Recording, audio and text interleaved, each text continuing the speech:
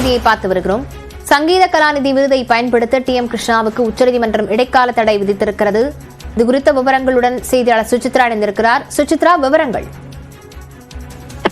சங்கீத கலாநிதி விருதை பயன்படுத்துவதற்கு தற்பொழுது பாடகர் டி.எம். கிருஷ்ணாவிற்கு உச்சநீதிமன்றம் இடைக்கால தடையை விதித்துள்ளது. முக்கியமாக இந்த எம்.எஸ். சுப்புலட்சுமி பெயரிலான இந்த விருதை வழங்குவதற்கு தடை விதிக்க வேண்டும் என்ற ஒரு கோரிக்கை வலியுறுத்தி எம்.எஸ். சுப்புலட்சுமியுடைய பெயரின் ஸ்ரீனிவாசன் சார்பாக தொடரப்பட்ட மேல்முறையீட்டு மனு மீது இந்த ஒரு உத்தரவை உச்சநீதிமன்றமானது பிறப்பித்திருக்கிறது.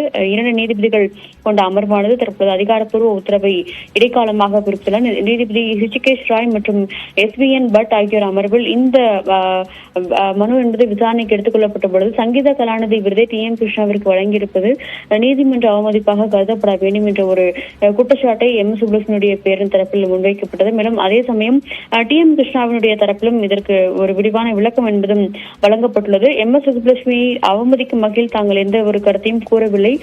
கூறிய கருத்துக்களுடைய வார்த்தைகள் அதனுடைய அர்த்தம் என்பது தவறாக புரிந்து கொள்ளப்பட்டுள்ளது என்ற ஒரு கருத்தை அவர்கள் முன்வைத்தார்கள். ஏற்கனவே தாக்கல் செய்யப்பட்டுள்ள கருத்து மனுவில் மிக முக்கியமாக இந்த விவகாரத்தில் வழங்கப்பட்டுள்ள விருதிற்கு எந்த ஒரு தடையும் கோரவில்லை என்ற ஒரு கருத்தையும் அவர்கள் தரப்பில் முன்வைத்துள்ளார்கள். ஆனால் 2 தரப்பு வாதங்களையும் கேட்ட நீதிபதிகள் மிக முக்கியமாக இந்த விஷயங்கள் அனைத்துமே கருத்தில் கொள்ளப்பட்டுள்ளது. அதே சமயம் நீதிமன்றத்தில் வழக்கு என்பது நிலுவையில் இருக்கும் பொழுது விருது வழங்குவதை தவிர்த்திருக்கலாம் என்ற ஒரு கருத்தையும் அவர்கள் தெரிவித்திருக்கிறார்கள். அதன் அடிப்படையில் தற்பொழுது இந்த விருதை பயன்படுத்துவதற்கான ஒரு இடைக்கால தடையை உச்சநீதிமன்றமானது பிறப்பித்திருக்கிறது. மேலும் மறு உத்தரவு பிறக்கும் வரை டி.எம். கிருஷ்ணா தன்னை சங்கீத கலாநிதி சுப்புலட்சுமி விருது பெற்றவர் என்று பிரகடனப்படுத்தவும் கூடாது என்ற ஒரு உத்தரவையும் நீதிபதிகள் தெரிவித்துள்ளார்கள்.